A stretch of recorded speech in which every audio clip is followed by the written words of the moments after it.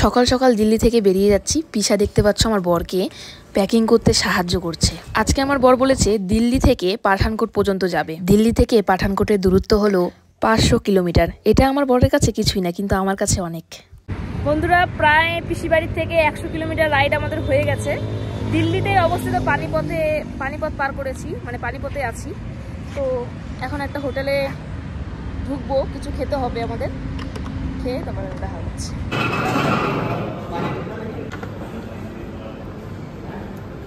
দিল্লিতে এসে শুধু আমরা জল খাচ্ছি, জল আবারও শুধু জল আর জল। বাড়িতে এত জল খেতাম না। মাচার দিল। এই হোটেল থেকে আমরা ব্রেকফাস্টের জন্য 2টো আলুর পরোটা আর কাবলি ছোলার ঘুগনি অর্ডার করেছিলাম। সামান্য এই দুটো জিনিসের দাম যে এত আমি কিন্তু কোনোদিনও ভাবিনি, আর সাথে আমার বড় ভাবিনি। অনেক বড় রুটি, এটা আমার বড় একা খেতে পারবে না, তাই আমাকে দিল। আর এই যে আমি চাটনিটা দিচ্ছি নিয়ে নিই। এটা আমি ওকে একটু চাটনি দিয়ে দেবো, চাটনি খেতে খুব ভালোবাসে। আচার দিয়ে রুটি সরণ একটু নিয়ে নাও। আমি আবার বাটারটাও অর্ডার করেছি, আগে জানলে আমি অর্ডার করতাম না, দুটোতেই হয়ে যেত। হোটেলে খেলাম 2টো আলুর পরোটা আর তরকারি দিয়েছিল চানা মশলার। 500 টাকা বিল উঠে গেছে ব্রেকফাস্টে। তো মানে কি বলবো, মুরগি পেয়েছে, একদম ভালো করে রুটি নিচ্ছে। বাইপাসের ধারে যে সমস্ত মানে ধাবা বাদে যে সমস্ত হোটেলগুলো আছে সেগুলোতে আমরা ঢুকছি, আর বুঝতেও পারছি না, তাই প্রাইস বেশি নিচ্ছে। যাই হোক, এবার ভেবেচিন্তে ঢুকতে হবে। মানে 200 টাকা ঠিক আছে, 500 টাকা তাই বলে। এখন যে আখের রস খাবো, আখের রস খাইবো, কারণ আখের রস খাওয়া এই গরমে খুবই ভালো খাওয়া।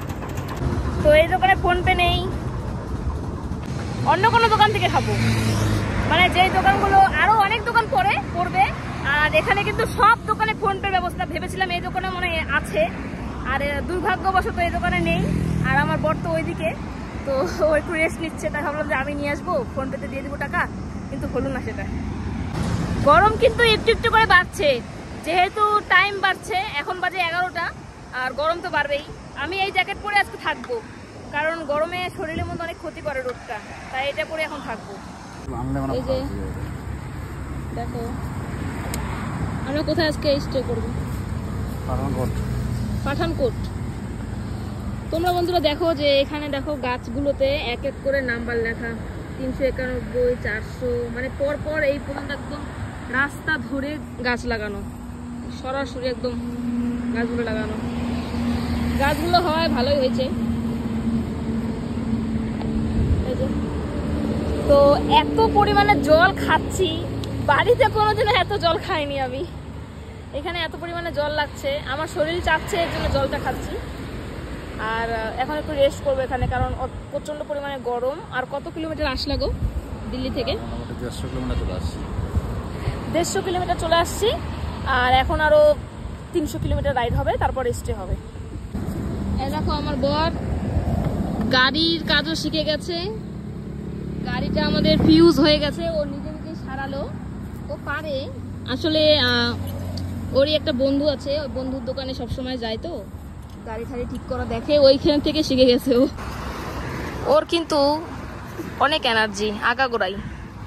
আর এনার্জি না থাকলে এত দূর আসতে পারে? তো আস্তে আস্তে আমরা দেখতে পারবো অনেক লোক কিন্তু লাদাখে যায়, যাদের ইচ্ছা থাকে, মানসিক ইচ্ছা থাকে, তারাই কিন্তু যেতে পারে। সবাই তো আর যেতে পারে না। তো আমাদের মতো অনেক মানুষ এসেছে, অনেক দূর দূর থেকে লাদাখে যাচ্ছে। এটাই লাদাখের সিজন, ভালো সিজন। তো চিন্তা করো না, ঠিক আছে? সবার সাথে আলাপ করাবো। আলাপ দেখি কে কথা বলে কি কথা বলে না। ওয়েস্ট বেঙ্গল থেকে আসলে পরে তো কথা বলবোই আমরা নিজের থেকেই।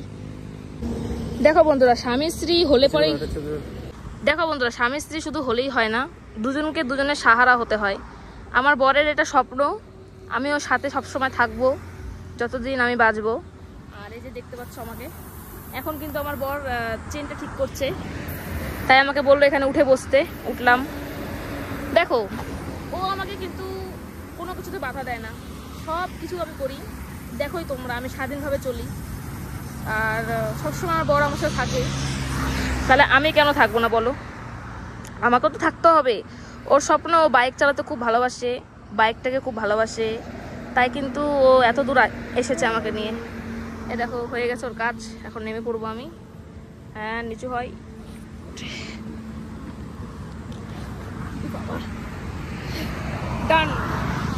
আর এই জায়গায় আমরা বসে বসে রেস্ট করছি গাছের তলায়, দারুণ মজা হচ্ছে। আর একটা কথা কি, সবার বড়রা কিন্তু এভাবে ঘোরায় না, আর সবার বড়দের এত এনার্জিও থাকে না বউকে নিয়ে এত এত দূরে যাবে। কিন্তু আমার বড় আমাকে অনেক ভালোবাসে, এটা কিন্তু আমি জানি।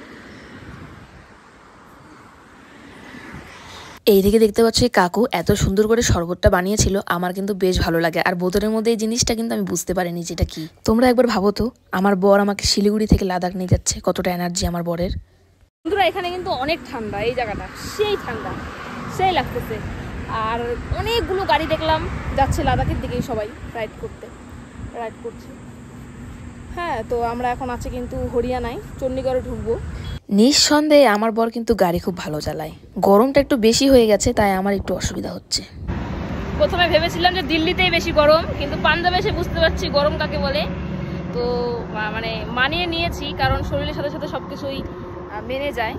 প্রথম একটু অসুবিধা হয়েছিল, কিন্তু এখন তো অসুবিধা হয় না। দেখো আমি এটাই করে আছি, কিন্তু ব্যাপারটা হচ্ছে যে অসুবিধা কোনো কিছু হচ্ছে না। চোখের মধ্যে মানে সূর্যের যে তাপটা সেটা আসছে, একদম চশমা পরে থাকলেও আসছে। তো এমনি তো অনেক গরম, মানে সহ্য করতে পারবে না তোমরা যারা 30 ডিগ্রিতে থাকো, 30 ডিগ্রি টেম্পারেচারে থাকো, তারা এটা সহ্য করতে পারবে না। যেহেতু আমরা 2-3 দিন ধরে এখানে আছি, তাই আমরা সহ্য করতে পারছি। তো এই আঙ্কেলের কাছ থেকে আমি একটু বরফ নিলাম, বরফ নিয়ে চোখে দিচ্ছি। চোখটা একদম পুরো গরম, একদম পুরো গরম হয়ে গেছে আর জ্বলছে।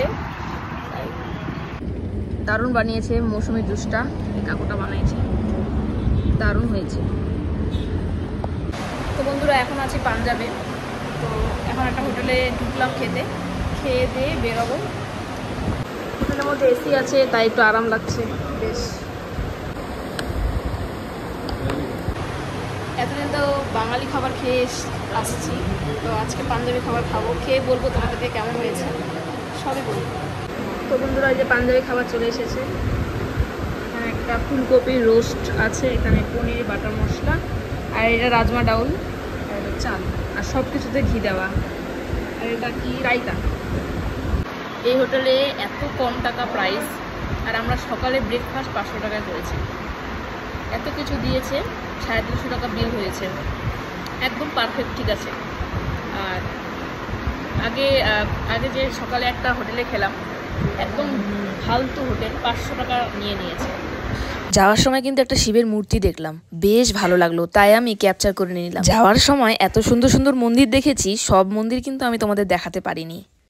তো ফাইনালি বন্ধুর একটা হোটেল পেলাম, আর এখন আমরা আছি হলো পাঠানকোটাতে। তো জম্মুর কাছাকাছি আছি, কালকে জম্মুতে যাব। আর যে এসি ঘরই পেয়েছি, ভালো, অনেকটাই ভালো, কম দামে পেয়ে গেছি। হোটেলটা পরিষ্কারই আছে। তো বন্ধুরা যে আমাদের খাওয়া চলে আসছে, বাবা একটু খুলে তো খাওয়া তোমাকে বললাম খুলতে, আর তুমি আমাকে। তো বন্ধুরা এই যে খাবার, এই যে এখানে ভাত, এই রাজমা ডাল আছে, এখানে হচ্ছে ডিমের একটা অমলেট, আর এখানটায় এইগুলো আমরা নিয়েছি। আর যেহেতু রাত্রেবেলা বেশি খেতে পারবো না, আমাকে দেখাতে হবে না, যেহেতু রাত্রেবেলা বেশি খেতে পারবো না, কারণ খেয়ে এসেছি আমরা, তাই আমরা এক জায়গাতেই খাই নিবো দুজনে। তোমার দাদাভাইকে খাওয়াই দিব আমি, বাস খেয়ে ঘুমিয়ে পড়বো। টাটা। তো এখন আজকের মতো ভিডিওটি শেষ করছি। ভিডিওটি ভালো লাগলো অবশ্যই লাইক করে দিও।